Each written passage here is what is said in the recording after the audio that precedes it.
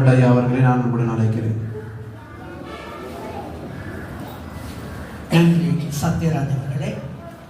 உண்மையில் ஸ்ரீதரன் சபாநாயகம் அவர்களின் 3 மாத நினைவஞ்சலி இங்கு நடைபெறப் போகின்றது என்று நான் தெரிந்து கொண்ட பொழுது உடனடியாக நானும் அங்கே வர வேண்டும் என்று திருவாளர் சத்யராஜ், சுஜீவா ஆகியோருடன் நான் கேட்டுக்கொண்டேன். அதற்கு காரணம் இருக்கிறது. 3 தசாப்தங்கள் நான் தேர்தல் ஆணைக்குழுவிலும் தேர்தல் திணைக்களத்திலும் கடமையாற்றிய காலமெல்லாம் 2 தசாப்தங்களாக பப்பரல் நிறுவனத்திலே கடமையாற்றிய ஸ்ரீதரன் ஐயா அவர்கள் எங்களோடு சிறந்த தொடர்பாடலை வைத்திருந்தார். அவருக்கு இருந்த ஒரு பெரிய திறமை தான் மொழிகளின் மீது இருந்த ஆர்வம்.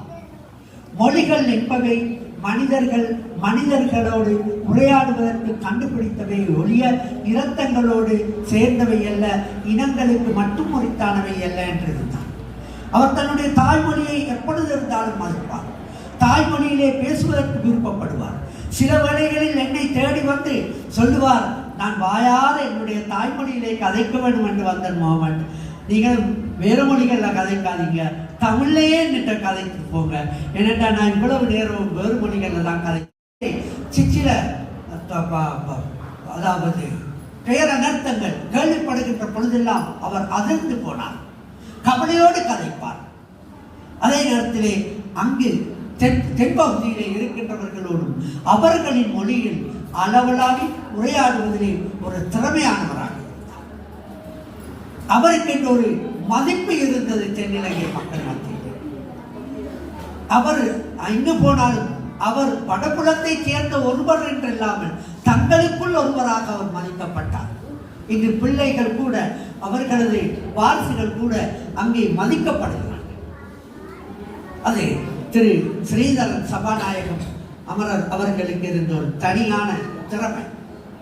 சென்ற இடங்களில் எல்லாம் நான் அடிக்கடி சொல்வேன், நீங்க எங்கு போனாலும் கதாநாயகர் தானே. நாங்கள் ஊருக்கு போனால் கதாநாயகர், எங்கள் சமூகத்துக்கு போனால் கதாநாயகர், தேர்தல் தொடர்பாக போனால் கதாநாயகர், மற்ற இடங்களிலே நாங்கள் கீழே இருக்கிறோம். ஆனால் ஐயா, நீங்கள் எங்கு போனாலும் கதாநாயகராக இருக்கிறீர்கள், எங்கு போனாலும் சபாநாயகராக இருக்கிறீர்கள், அதுதான் நீங்க சபாநாயகம் என்று பெயர் என்று நான் அவரிடம் கூறி கொண்டதுண்டு. அப்படி என்னோடு மிக மிக அவர் என்னுடைய தமிழ் மொழியை பற்றி அடிக்கடி சிலாகித்து கதைப்பார். நான் யாழில் பிறந்து யாழில் கற்றவன், பர்யோவான் கல்லூரியிலே கற்றவனாக இருந்தாலும் என்னை விட நீங்கள் தமிழ் கதைக்கிறீர்கள் முகமது, அதனால் தான் உங்களின் மீது எனக்கு மிகுந்த விருப்பமாக இருக்கிறது. எனவே இத்தகைய மனிதர்கள் உருவாவது மிக குறை, மிக அரிது. அத்தகைய ஒரு சிறந்த மனிதரை இழந்துவிட்ட இந்த 3 மாத நினைவிலே கலந்து கொண்டிருக்கின்ற அனைவருக்கும் நன்றி தெரிவித்து அவருக்காக பிரார்த்திக்குமாறு கூறி விடைபெறுகின்றேன். அனைவருக்கும் வணக்கம்.